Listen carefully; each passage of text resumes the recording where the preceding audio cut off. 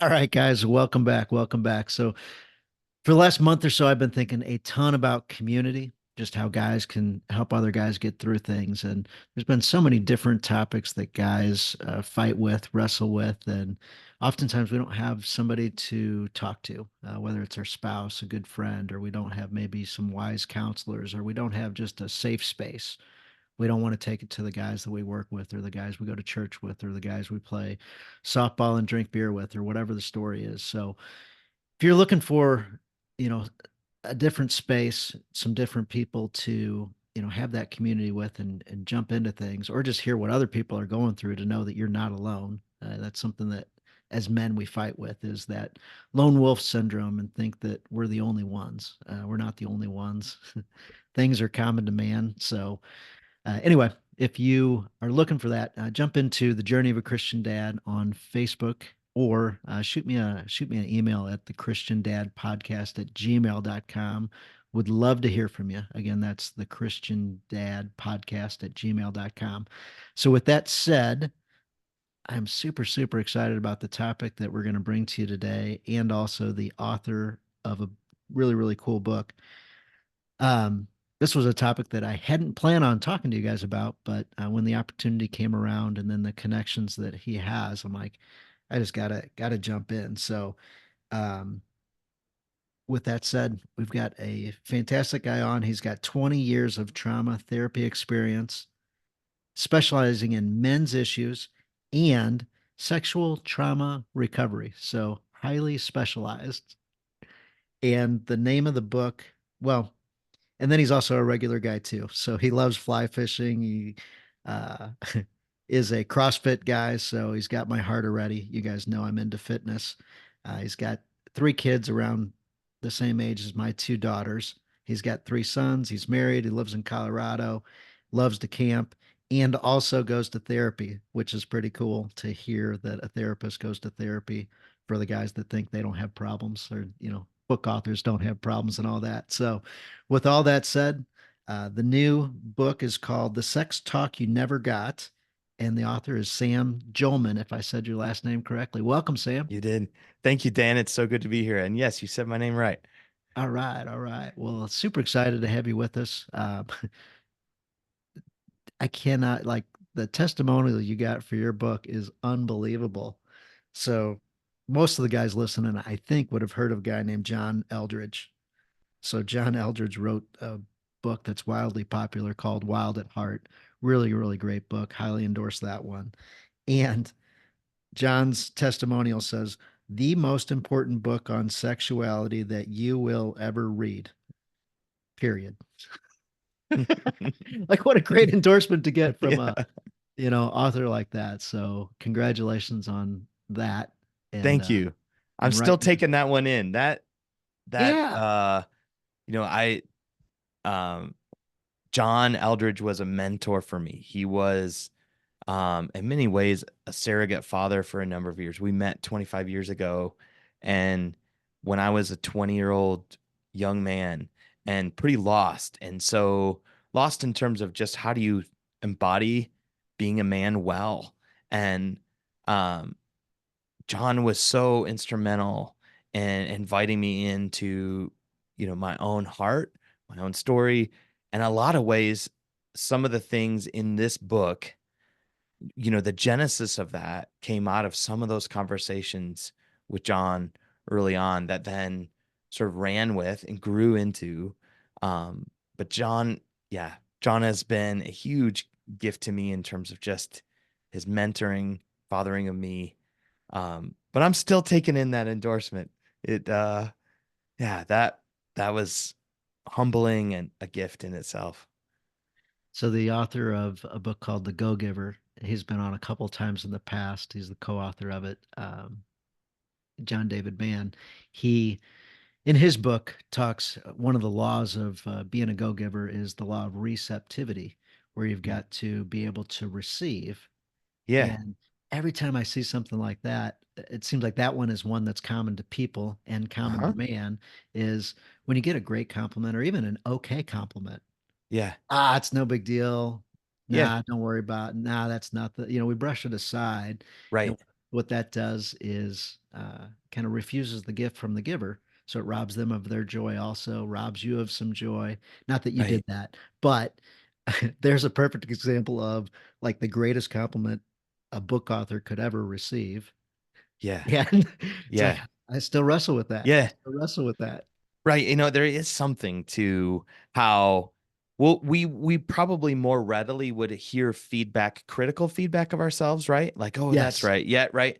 Or shameful feedback, like, oh yeah, that's probably true of me. But to receive genuine compliments is truly, vulnerable nakedness of heart, right? Like to it is humbling to genuinely receive words of affirmation because it opens you up. It requires you to be vulnerable. Um, and shame and guilt offer just a little bit of protection, right? Like, oh yeah, that's probably true. So we'll more readily receive critical feedback than good feedback. Um, This is and great talking to a therapist. Oh, I love the way this is starting out already. But yeah, and you get a compliment and it's at a certain level and you're like, "Hey, cool, yeah, thanks." yeah, And then as the levels go up, you're like, "Thought I was ready for this." right, But this one takes a right, little bit. Yeah, yeah. right, right. Which is why I think it takes courage to receive, not just to give love, but to receive love.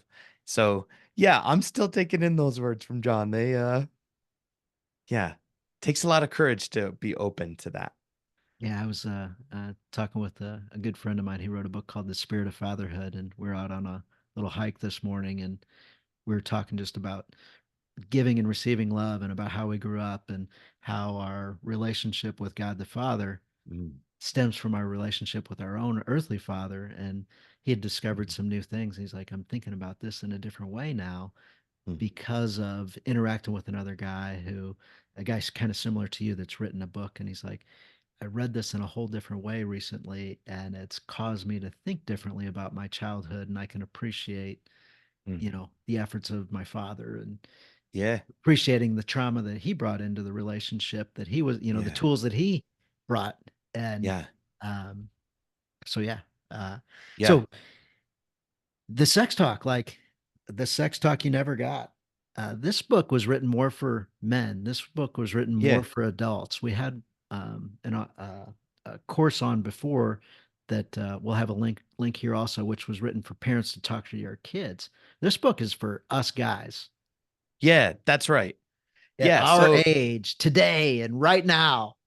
yes, yeah. This is a book for a man. Years later, decades later, even from the time you were supposed to get a sex talk. And I wrote it to men because what I found is, um, few men got an adequate sex talk. But I also have noticed as a counselor, sexuality is such a place of struggle for men and not just sinful struggle. So we often think of sexuality, especially within the church, as about behaving or not behaving, right? Are you behaving sexually? Are you not lusting? But and again, Jesus obviously calls us, uh, you know, to purity, to holiness, and that's a good thing. Um, but there's so much more to the conversation about sexuality. I was at a Friendsgiving a couple years ago, right? Like some families got together for Thanksgiving, the night before, the day before Thanksgiving to hang out. And I was catching up with a couple other dads, other guys there that I don't see often or often enough. So this was a couple years ago and I was just starting to write this book. So we were catching up on life. What's up with you? What's new? I told him I was writing this book. It's the sex talk you never got. And all three guys leaned in right away. And one of the guys said, like, do you have that book like right now available? And one of the other dads said, sexuality is a place of the most struggle in my life, in my marriage. And not just sin, right? But like just the journey in marriage. And he's a guy that's also been married about 20 years. And just the journey with his wife of um, engaging, their sexuality, his sexuality within marriage. And he obviously didn't lay all of that out, but just the sober look in his face of like, I need a place or I need a new way to talk about this. That's a common experience I have with men who come into counseling is, you know, um, again, the category of I'm behaving or not behaving is often Mhm. the only way they know how to talk about sexuality. But guys have so much more in their stories of sexual formation. Um, there are stats that, um, 1 in 5, and it's probably more like 1 in 4 or 1 in 3 men have a story of sexual abuse. And that's just by the stats. And that's low. They say 1 in 5, but men are notoriously silent about their abuse. And that's been studied as well. That men are even more silent about their sexual abuse than women are. Um, there's something about the shame of Yes. having a story of harm that makes men push it down, right? It feels especially perverted or powerless for a man. Um, and so, in conversations with men in counseling, they'll say, well, there was some weird things that happened when I was a kid, Oh, right? And that's the word. Or, gosh, I didn't think I'd ever talk about this. I plan to take this to my grave. And they'll start to share stories of sexual harm. Most guys, in fact, I've maybe had 1 or 2 men come in and say, I have a story of sexual abuse. Most guys have this stuff buried yeah. and they think it's their shame, right? That, oh, I see, I'm perverted, I'm a sinner, I'm lustful, and I probably did something to cause this, but you know, anywhere from overt sexual abuse, but also to the subtle forms of harm that men hold in their story that they probably don't even think was, again, harmful to them or somebody sinning against them. It feels so much like it's just my shame. Um, and that stuff, it shapes you. It forms your sexuality, right? So most guys got very little conversation about sex. Maybe a sex talk that was short and awkward, which was like a quick anatomy lesson, awesome, often too simplistic, and then a purity lecture, if they got anything, Right. and and then it's like, okay, oh, that was awkward, let's be done, and it just leaves men with this sense like you're just gonna need to figure it out on your own, or even worse, your sexuality should just work. Um, and then when things happen in their story that are either harm to them or wounds they take or things don't go well, even just a broken heart in a relationship, right? There's a sense of like, where do you go with that stuff? Most guys just bury that stuff because they think, well, I just need to figure this out on my own. So I wanted that deeper conversation with men. It's been, to the guy that it's been a few years since you were 13, right? It's been a decade. It's been a couple decades. And you've got some things now that you need to work out. Yes, 100%. You mentioned the age of 13. So, guys, if you haven't heard a previous episode, we've talked about pornography and everything else. Like at 9, at 8, you need to be watching out for this stuff. If your kids have access to devices, all the Right. protection we put out there, good buddy of mine who is ultra diligent at protecting all this stuff, his 9-year-old says, "Hey, daddy, why am I seeing naked people on my device?" Wow. Like Right. immediately went to his dad and says, "Dad, what's this? Why are these people naked on my device?" And somehow something fed through all the filters Yeah. and his kid didn't catch it. So his kid saw straight up porn at that age, Right. nine And years that's old. yeah, and it's trending younger, right? The average what that I've read is, 11 is Yeah. the average. So that means 50% of, you know, children are seeing earlier than 11, which is staggering. And again, that's some of the predatory nature of pornographers and the pornography websites. They're looking for their next customer, right? They're trying to groom a lifelong customer. Um, and there's an obviously an evil intent there, which is to get a hold of children's innocence young and to harm it. And again, you might not say seeing pornography at a young age as a form of harm, but that is absolutely harm to your children. Now, a child is not going to feel, most likely not going to feel that as I was just harmed. They're probably going to feel that as, oh my gosh, I'm dirty, right? Because obviously, to feel both the terror of what you're seeing, but the kind of curiosity or intrigue, right? Because you are a sexual being. So to have your body awaken to something that early is a form of harm. In fact, I would say most men I talk to, their first experience of seeing pornography was a story of sexual harm. Most times, and again, you're obviously sharing a story where this wasn't true, but most times it's introduced by somebody. Hey, Mm. come look at this, right? Hmm. Yeah, And your 12-year-old buddy. right.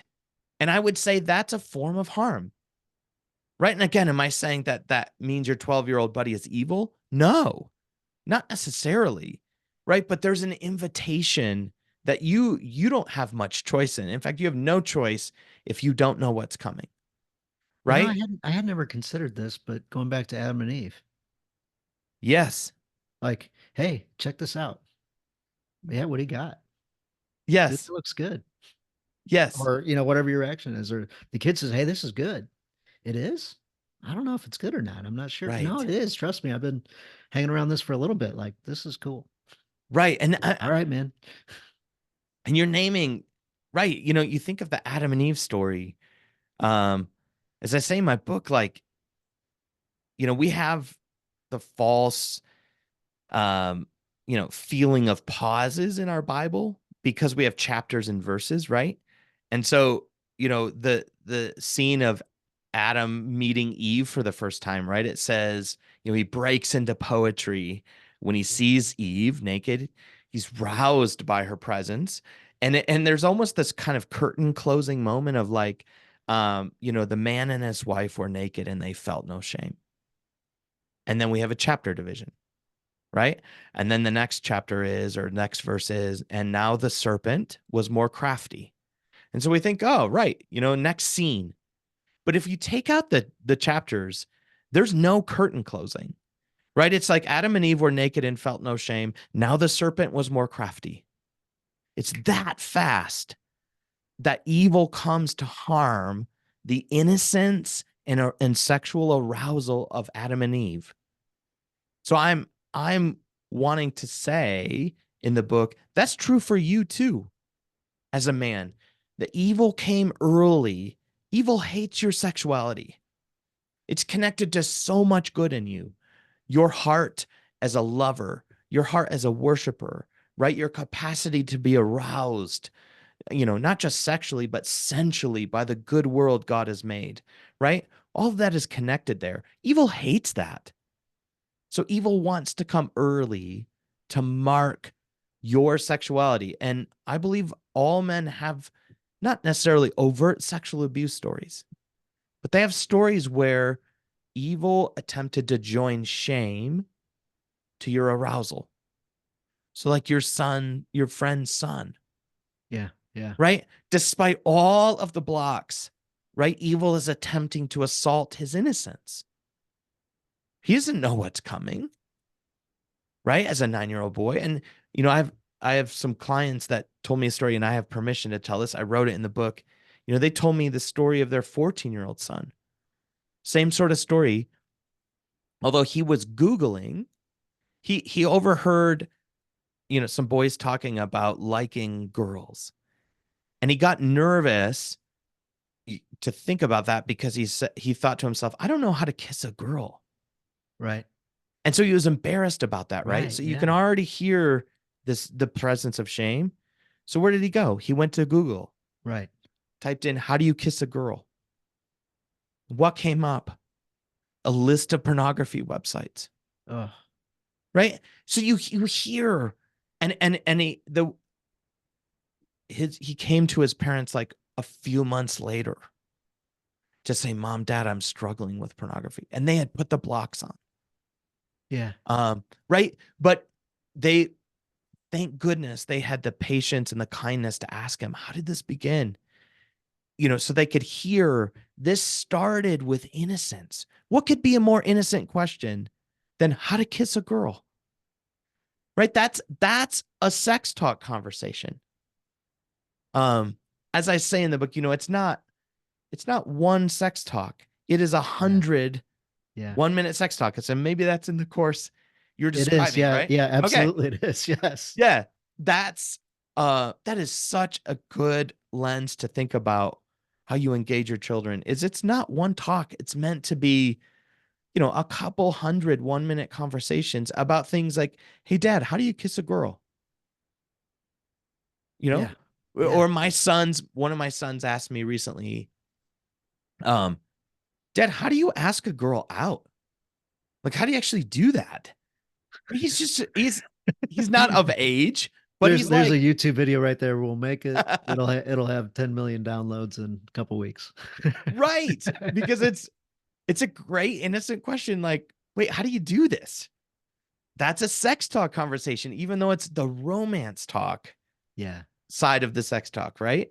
Um, so anyway, you know, there needs to be a way we begin to understand there's more than just your sin or not sin happening in your sexuality. There's a way that evil harmed you or invited harm against you, and to try to get you to join shame to your sexuality so that you shut it down or you push it into the kind of shadows of your being, or where it exists sort of in silence or secrets.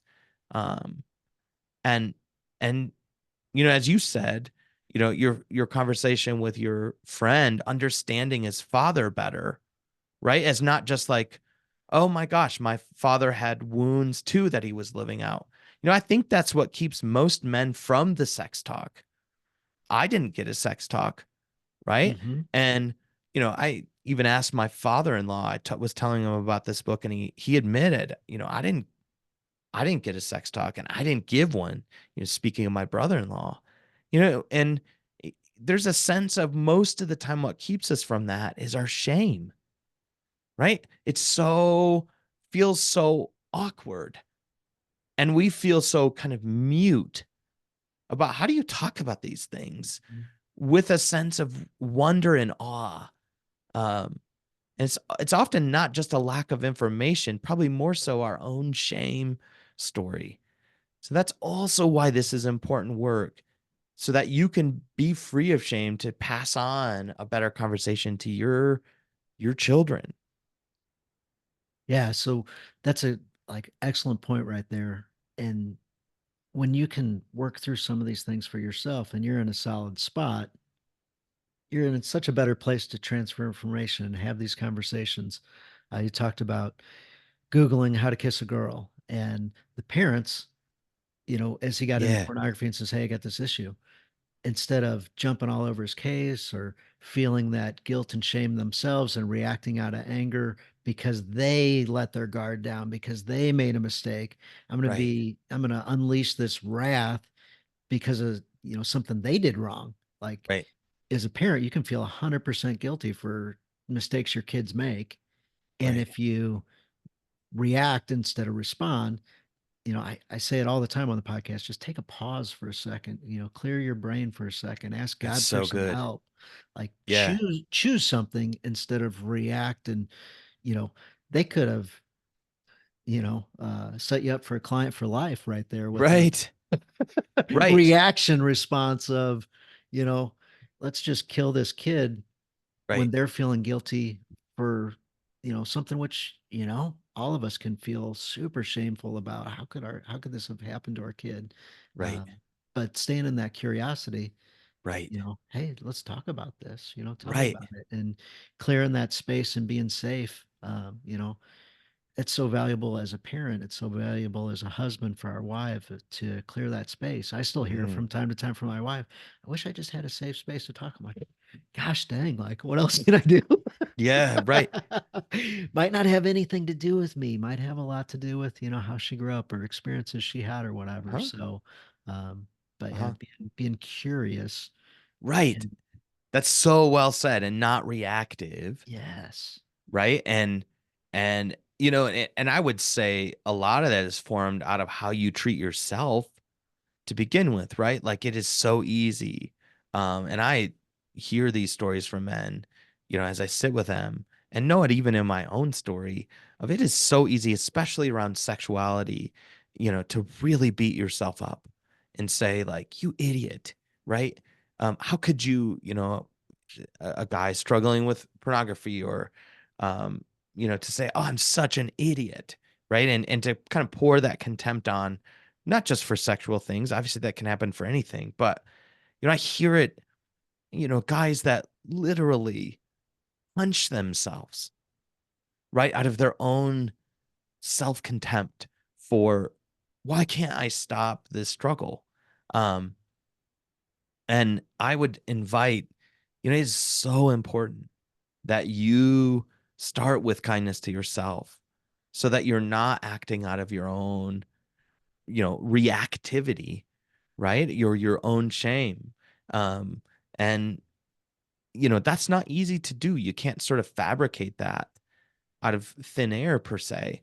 But as I say in the book, Jesus seemed to have um, his kindest conversations, his most intimate conversations on earth with the sexually broken and sexually oppressed, right? The woman at the well, the woman caught in adultery. Even I would put into that category, the naked wild man, right? The demon possessed man of the Gadarenes who is roaming naked, right? There's obviously something in this man's story that led him to be so broken and to live naked, literally naked roaming, right? I mean, you just think of the exposure of that to his own sexuality. Um, Jesus is so kind to him, obviously sets him free, but then it says, the disciples found the man clothed and in his right mind talking to Jesus, right? And there's a sense of Jesus didn't set him free, he talked with him. And I don't know what he was talking about, but I would imagine it might be some of his own story of how he had gotten so oppressed, right? And so broken. Um, Again, that's me reading a bit in there, but I don't think it's far off. Um, in other words, Jesus has kindness for this area of your life. He Mm. wants he wants to talk with you. He wants to be curious with you, not just rail at you um, in your sexuality. Yes, yes, yeah.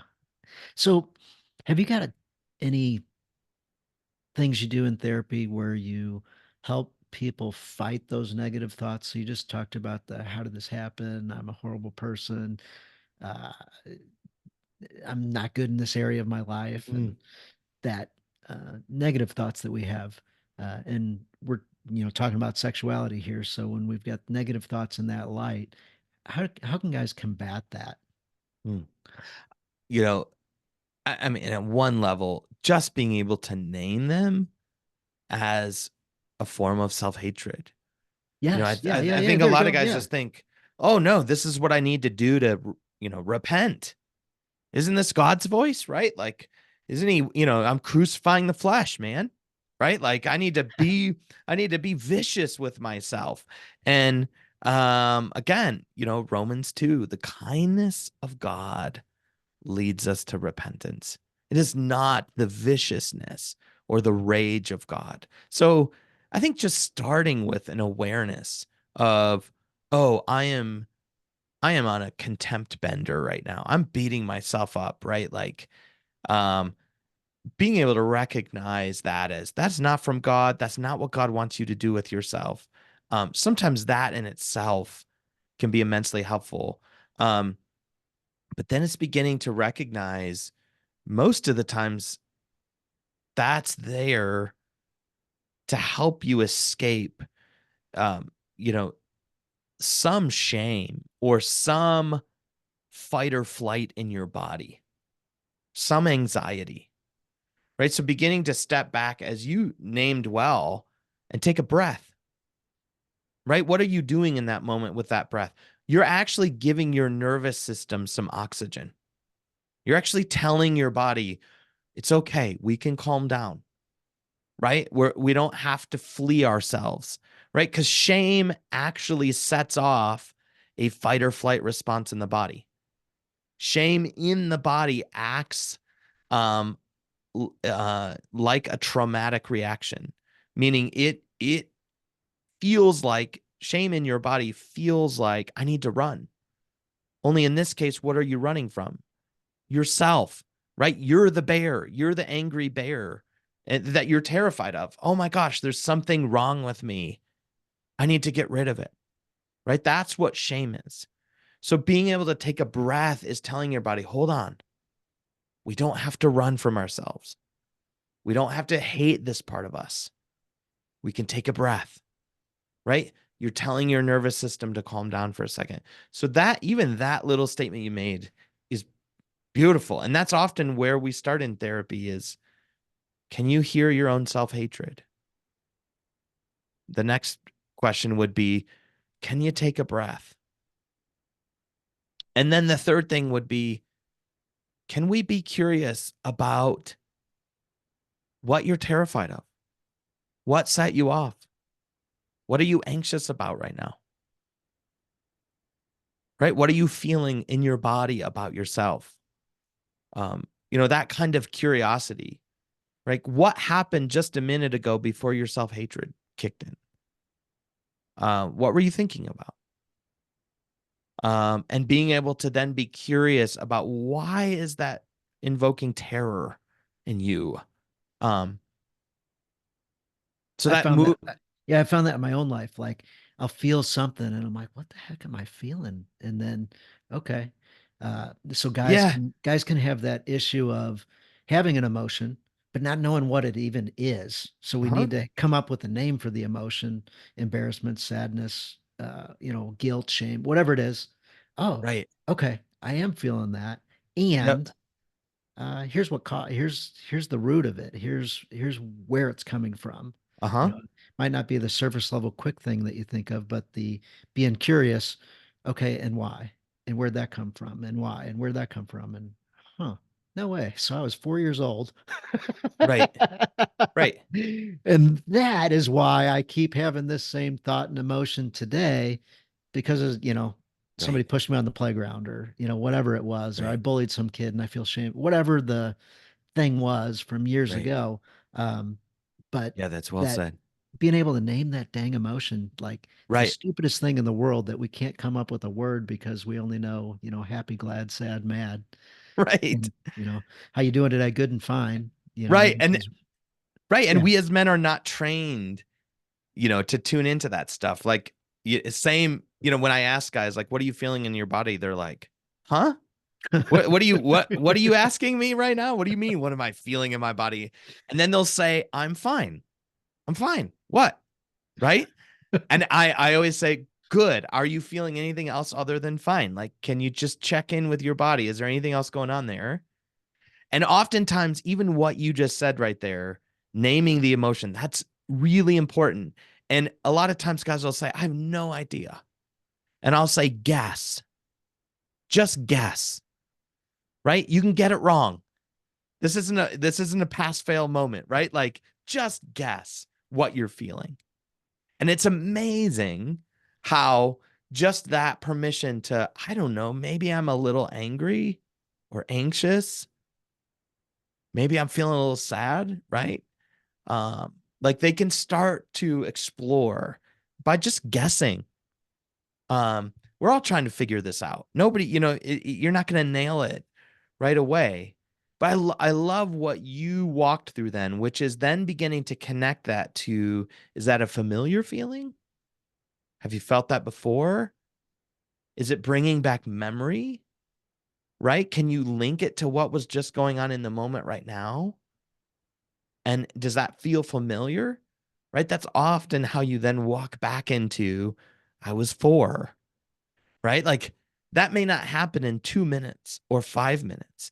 That might be you journaling, for an hour before you kind of, oh my goodness, I think I know where this is familiar from. Um, that takes, that intentional curiosity. Do you ever point guys to the emotion wheel?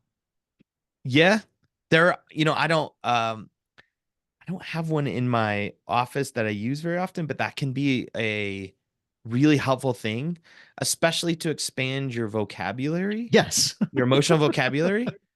Like give it like you might feel like you're painting with like two colors, right? I'm fine and I'm angry. Um and or I'm tired. Yeah. Uh Yeah. or hungry, right? Like as you name those. So, the you might need to expand your color palette to like, yeah, here's Yeah. more And it's emotions to funny work on with. that emotion wheel, if you look it up, it does have sort of a color palette to it. It's a colored type Yes, thing. Yeah. Yeah. I've So seen it before. It's neat. It works. It's it's good. funny how, that can help guys actively expand our vocabulary as we see words of Yes. emotion and, we can, oh yeah, I have felt that before, you know. Right. So anyway, that can be a helpful tool, guys, when you're, diving into things like this. Um, in your book at the very beginning, there was a few words that you said. We're not going to simply talk about sex. We're going to bless your sexuality. Sex holds a connection to all the awe and wonder you have, not just for other human bodies, but also for the beauty of the world. Just recovering that awe ability would be a great accomplishment. You talk about recovering your sexual innocence and aliveness. Mm-hmm. So when I think about, adults, the ways of the world and all that type thing, we get all this put into them. When we go back to our 3, 4, 5, 6, 7 year old self, how innocent were we? When we look at our kids when they were those ages, or Yeah. we're like, oh wow, they're so innocent. They just have this. My Hmm. 12-year-old's, wise to the world.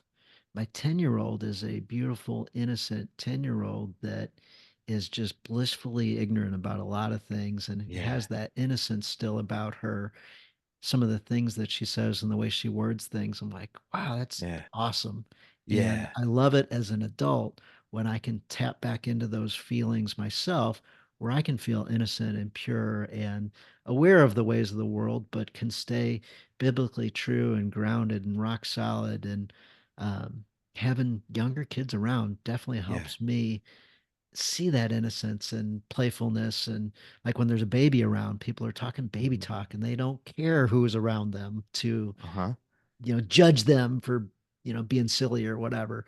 Like you got total Right. permission. But anyway, Right. um, as I Right. was reading those words at the beginning of your book, I'm like, yes, that innocence and awe and Right. wonder and like nature, being able to just connect with God and feel his glory and see his glory and, understand that sex was absolutely created for our enjoyment and pleasure and, God's Right. righteous design for us. Right. And we think that innocence is lost.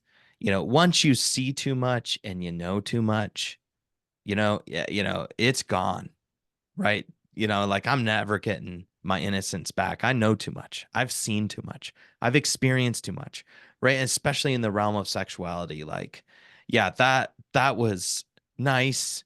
If you even have a memory of that kind of innocent experience of the world, we so much equate it with naivete, right? Like, oh yeah, right. The innocence of children, that's cute. But innocence, according to Dan Allender, this definition rocked my world.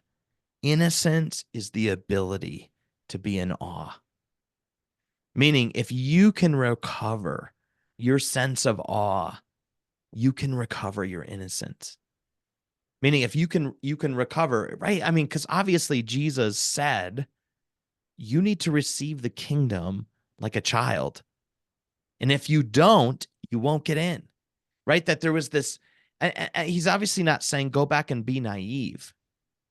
He's speaking to something else that children embody. I think it's this sense of awe, right? Mm. That children can be moved by life. They can be moved um, by the world. I think, you know, when we're talking in the Old Testament, particularly about the fear of the Lord, I really think it's this word awe. Ah, absolutely. Because it's not terrified, right? God's not No. saying be scared of me. He's saying be moved by me, right? Because we don't have that. Well, what does it mean to be afraid of something, but also drawn to it, right? Because Isaiah in the throne room, he's terrified, but he's drawn to what he's seeing. There's not a I'm just scared.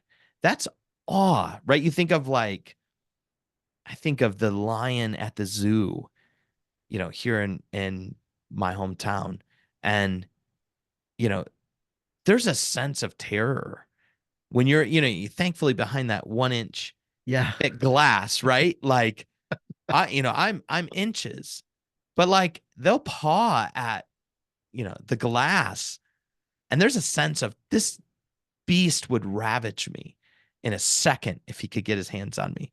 But you watch them in their just glory, right? And there's a sense of awe. There's both terror, but being drawn to. And I think that's what awe is about, right? To be moved and kind of undone by what you're experiencing. I think that's where our sexuality was meant to flow from, is that sense of awe that you also might have, right, for, you know, your wife, right? When you fall in love, right? Most describe this sense of awe they have for each other. Like, wow, right? Hmm. I mean, I can remember like the incredible fear I had walking over and asking my wife out, Yeah. right? Why was I scared? Right? She's not the lion behind the glass, but because there was something about my vulnerable desire, and I was so moved by her beauty, her heart, um, that risking that, right there's a moment of awe for me, and which led to our romance. I think that's what sexuality is meant to flow from, is that awe ability. So that's why I talk a lot in the book about innocence. It's also, interestingly, without my prompting, what a lot of guys will say when they talk about their sexual abuse. This feels like the moment I lost my innocence. Um, a couple weeks I'll ago, interrupt, guys. Abuse, not abuse, whatever it is, but at some point you lost your sexual innocence. So, like, right, there didn't have to be like, uh, you didn't have to be sexually assaulted or something like that. Like, at some point, we all lost our sexual innocence. At some point, we all have seen pornography in some way, shape, or form. So, uh, you don't have to right. absorb the abuse or that's some other guy. That's all of us, guys, 100% of us. That's well said. Yes. Yes. And I only point out the guys that have overt sexual Oh, abuse because this is their language. But you are exactly right. It doesn't have to be overt abuse, right? Like you think about this 14-year-old young man I talked about who's how to kiss a girl, right? And again, innocence, innocence. innocence. It's Oh, innocence. It's right. yes. Right. Like he's being intrigued and drawn into this really good world of his lover heart. And um and again, I want to make clear, it's not that we lose our innocence because we see too much or we know too much or we've experienced too much and we feel dirty. It's because evil convinces us that we're dirty, that we're shameful, that we're broken in some way. That's where we are tricked in many ways into surrendering our innocence. I mean, this is Adam and Eve in the garden, right? What is he doing to Eve and Adam, who's standing right next to her?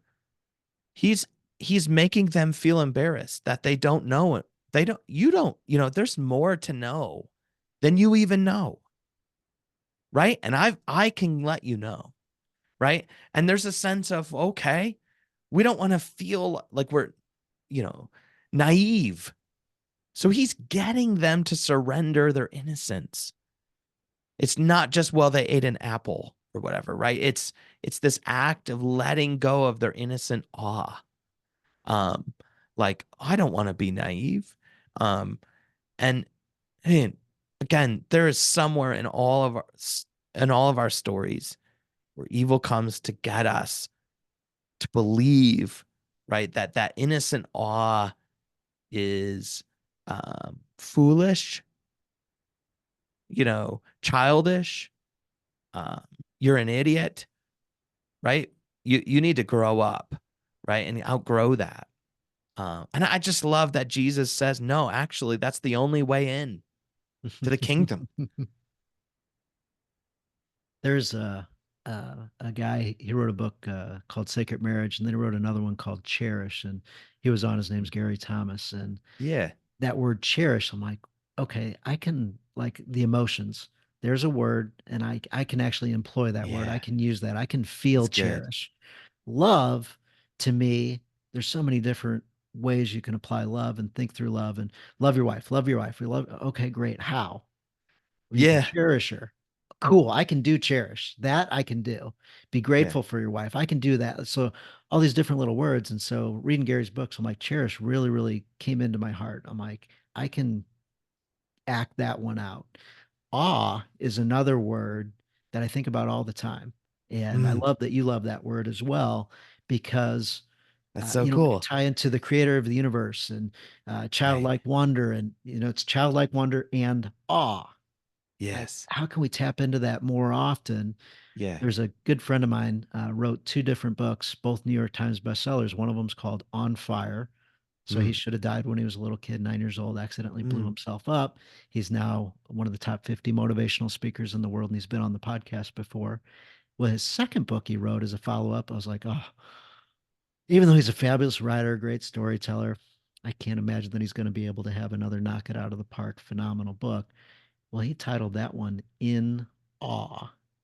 oh, that's And cool. it is incredible. And it helps bring out that childlike joy and Yeah. helps emotionally Yes. bring us right back. And we can feel that, what it feels like to have awe through the Yes. stories that he tells. And I'm like, gosh, that is such a good book. And it's so, like, if you're, I don't care where you are in life, Hmm. awe is a great word to dive into. So That's right. dive into this book, The Sex Talk You Never Have, but also pair that up with In Awe. If you're not tapping into that feeling in your life, and you're not able to get away from things that are negative, and you want to, Mhm. it's not necessarily a biblical book. However, at the same time, for me, it helped me draw closer to the creator, closer to God. Mhm. So um, oh, it's such a great word. That's good. Yeah. I love that you love it too. Yes, yes, absolutely. So we've got some stats here. We talked about the average age trending younger. We talked about 1 in 6, 1 in 5, 1 in 4 men experiencing childhood sexual abuse. Um, 90% of abusers are men. Like, that one Yeah. doesn't shock us, but abusers are men, and oftentimes men are a little bit more aggressive, more, not a little bit more, we're more aggressive than women. Hmm. And we've had all this trauma in our past and guilt and shame. So it's like that statistic makes perfect sense. 80% of men are struggling regularly with lust. Only 33% of men show any discernible lust behavior, which means we Yeah. live in shame and fear just far more than it's actually happening. So the guys around us are having this issue. You went to a Friendsgiving just to hang out. Hey, what are you up Right. to? Dude, I'm writing this book. And it sounded like 100% of every guy there confided in you with, dude, I could use some help. Yeah. Right. Yeah. This is, that stat. It's interesting. You And know, and those guys knew you forever, known what you've done forever, right. and hadn't disclosed that to you. Right. Right. And it is such a silent place of suffering. And again, there's a sense of like, you think about it, at best we do locker room talk Yes. or sex jokes, right? At Because worst. we're uncomfortable. Right. Because it's like, oh, we need to make light of it. Because again, if you struggle, the sense is this is just supposed to work, right? The pressure on men, it's far different for women. But the pressure on men is you're supposed to sort of always be ready, right? Men just want sex. So this sense is like there's an over sexualizing of men, which is it's just supposed to work, and this is really all you want, right? Is you just want sexual release and then you're happy, right? It's so dismisses men but it's what men live under. And so to have a conversation where you're talking about your relationship struggles, I had a guy uh, who, he runs, we do counseling from the cab of his excavator on his lunch break. He Yes, literally does like that's heavy awesome. equipment excavating. Uh and and for like land development. And so he was telling me, he's like, I know I'm supposed to just want sex. I know I'm supposed to always be ready and ready to get it up and perform. And he said, but I actually need the emotional stuff. I actually want that. I don't want just sex. Like I want the romance with my wife.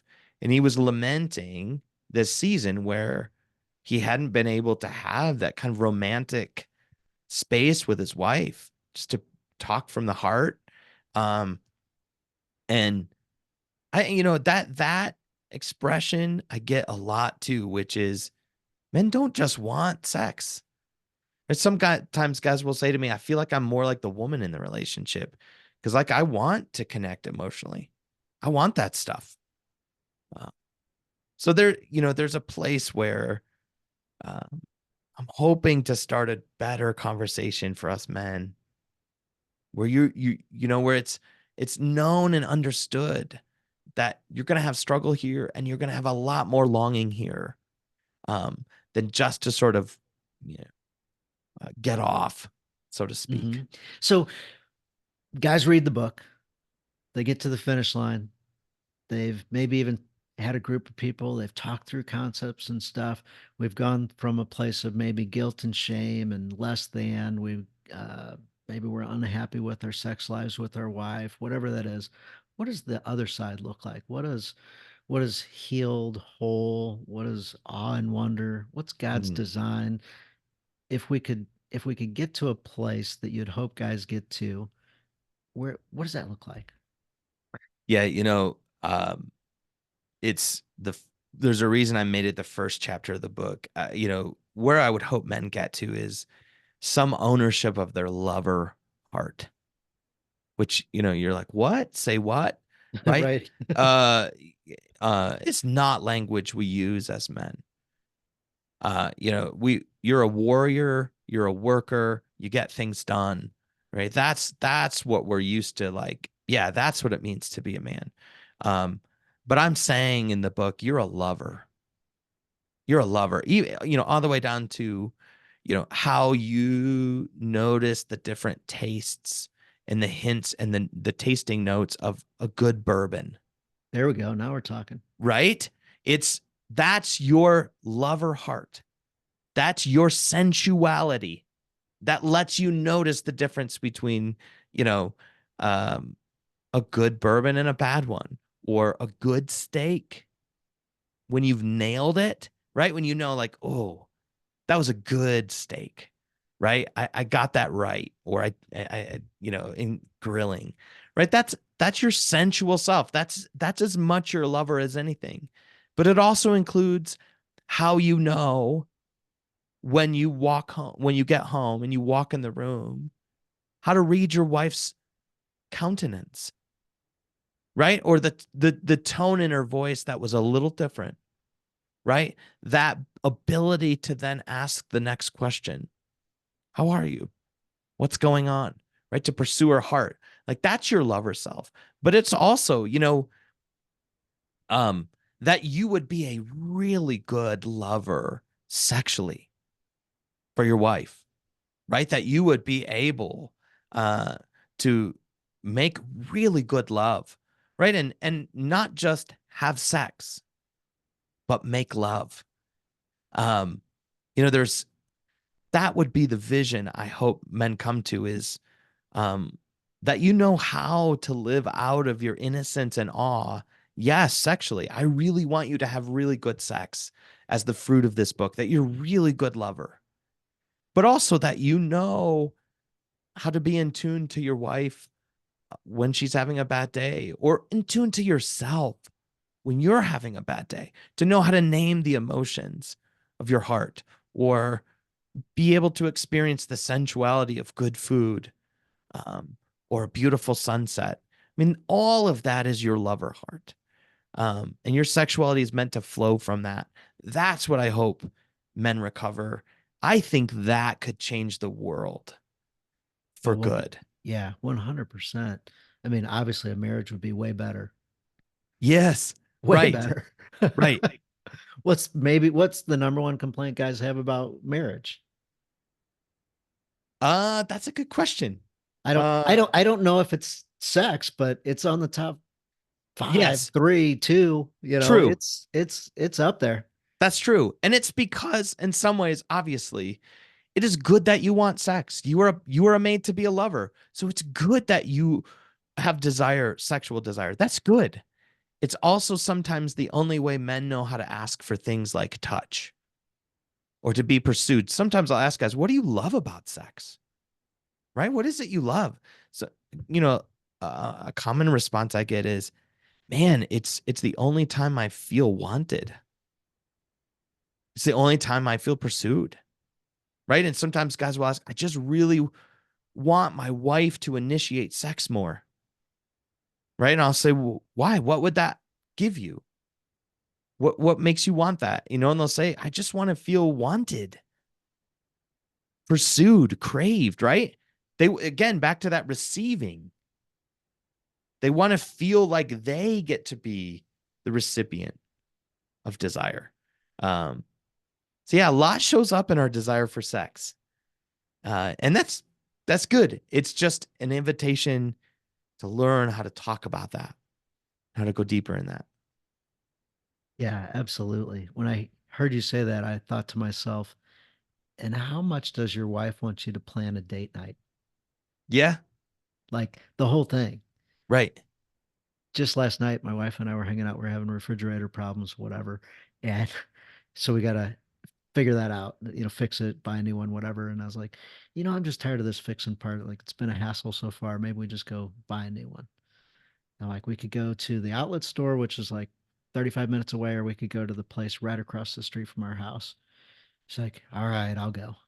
Like we're just don't have anything to do. We can just be Yeah, chill, hanging out on the couch, or now I got to go somewhere. Is the right. feel that I had. Mm-hmm. And she's like, all right, let's do it. We probably should. And she says, all right, which one do you want to go to? And bad answer. Ah, whichever one you want to, honey. There you go again. Can't make a decision. I'm like, no, I really don't care. I just want to leave the house. I want to not be on my phone. I want to, and unspoken, I just want to spend some time with you away from the kids and Mm, like, let's just get out of the house and turned into a little date night. We had a blast walking around a refrigerator section and it's so talking good. about things and, whatever. But Yeah, it was funny how I'm like, oh yeah, this wasn't technically a date night. right. I truly didn't care where we went. Yeah, Uh, but she's like, dang it, just make a dang decision, would you? right. Just tell Right. me what we're doing. And Yeah, right. as men, we need to do that for our wives. We need to plan date nights. We need to be decisive. Hmm. We need to, what do you want for dinner? I want a freaking steak, honey. Hmm. Yeah, You want to yeah, make it that's or you want good. me to, or I'll make it or I'll grill or, but we definitely need to be more decisive and not leave all these decisions up to our wife or say we don't care. Like, uh, Yeah. even if you And don't care, even if you don't look, care, just pick one. that's right. But look at how the night turned when you said, I don't care. I just want to spend time with you. Yeah. Yeah. Right. That was the risk of putting your heart out there. And I think we get this wrong as men. We think romance is, flowers and chocolates and, the Valentine's Day and date nights and romance. Sure. That's a version of it, right? That can be some of the stuff of romance. But what you did is as much romance as anything, right? Which is risking your heart. It's the adventure of love. Even if the adventure for the night is we're going to go get an appliance, right? But inviting her to, I don't care. I just want to spend time with you. And again, there's a sense that that's when your night turned to Hmm. you having a lot of fun. Because, in other words, it wasn't just a duty and a job. You invited her, oh, it's about me, not just a fridge. Hmm. Well done. Yeah. Yeah. Thank you. Thank you. Yeah. Oh, so guys, we can, play a part in this. We have leadership. We are leaders. And in this, conversations with our wives, the sex talk that you never had, the sex talks you never gave your kids or your parents never gave you, we can have these conversations with our wives. We can Mhm. engage them in conversation and talk to them about an area of our life that most couples I know don't actively have conversations about. That's right. And your wife wants to have conversations about um, things that you Right. might not care about. Yep. She might want to talk emotions. She does. Right. You might not have the language. So as you spend more time in this topic, your wife will see that, appreciate that. She might even fight you at the beginning, but continue. Yeah. Continue reading the Bible, continue checking out books like this one, continue talking to other guys. And as you become more comfortable with this, as we talked about the sex talk being uncomfortable with Yeah. our kids or with our wife, whatever, you'll become more comfortable. You'll be able to engage these conversations more often. They could be just 1 minute conversations. Mhm. However, the blessings that'll come from that are amazing. So I encourage you Yeah. guys to continue to do the work, continue to engage, continue to pay attention to your wife. Love your wife, cherish your wife, appreciate your wife every day, and your relationship will grow closer. So as opposed to thinking of ways that you're going to criticize your wife, we we talked about receiving compliments and instead, we can accept criticism. Like, go ahead, give it to me. Mhm. Let's look for the negative. Look for the positive in your wife. Appreciate your wife. And these conversations like this will become much easier as you move forward. A small example was, hey, honey, Gary Chapman's coming into town. We got a special invite. He wrote the book, The Five Love Languages. It sold like 20 million copies. I'd love for you to come with me. I know this isn't your thing, but I think this would be a really special night. We'll get to meet and actually talk Mhm. to this author. He's old. He's not going to be around forever. This might be our only opportunity. And she's like, yeah, yeah, we can do that. Mhm. She receives the talk. She's like, oh my gosh, that was amazing. I'm so glad I went. I'm so glad I did this Mhm. for you. And we Mhm. got to have a conversation about that. And she's like, huh, physical touch. That's kind of a big thing, huh? Mhm. One Mhm. of the five love languages. And Mhm. she understood things in a whole different way. Hearing Gary explain the five different love languages, Mhm. whether you're totally into that or not, but it's a different way for people to understand other people and the love we give versus the love we receive and Mhm. all those type things. So, Mhm. And again, I want to point out that night probably hinged on you saying, I would love for you to come with me. In other words, it romance hinges on risking desire, not yes, just on yes, what you fabricate, right? Like you didn't need to make fireworks and a 5 course meal to make a date night. It's risking desire. And again, I don't know what made your wife want to come, but I love that you risked desire and said, I would love for you to come with me. It's more about us having time than even about just Gary Chapman, yes, right? yes. It wasn't like you sold her on what it was going to be. It was, I would love for you to come with me. Did I wash the car? Did I put cologne on? Did I open the door for her? That all that stuff. Uh-huh. And I recognized the fact that she was self-sacrificing. This was Mm-hmm. not her norm. This, Mm-hmm. typically it would Mm-hmm. be a nigh doing that. That's your thing. Mm-hmm. But she But felt wanted yes, because you said, I would love absolutely. for you to come with me. Yes. Yep. Yeah. So it Yeah. was great. So Well done. there's other ways where we can introduce our wives to concepts that sometimes they wouldn't do, like watching little short videos or whatever it is. However, your wife can take something in. And when she doesn't, that's okay. Mhm. Like we don't have to beat ourselves up because our wife isn't reading this Mm-hmm. book or Mm-hmm. whatever it is. And again, I would say if you bring a book or you bring a video, make sure you're expressing desire. Because Yes. again, you know, sometimes that feels obvious to us as men. Like, well, I wanted you to listen to this podcast because I want us to grow deeper. Right. But sometimes it may be not that she's rejecting you. She just may not know what your heart is in it. Right. Like, why do you want me to watch this video?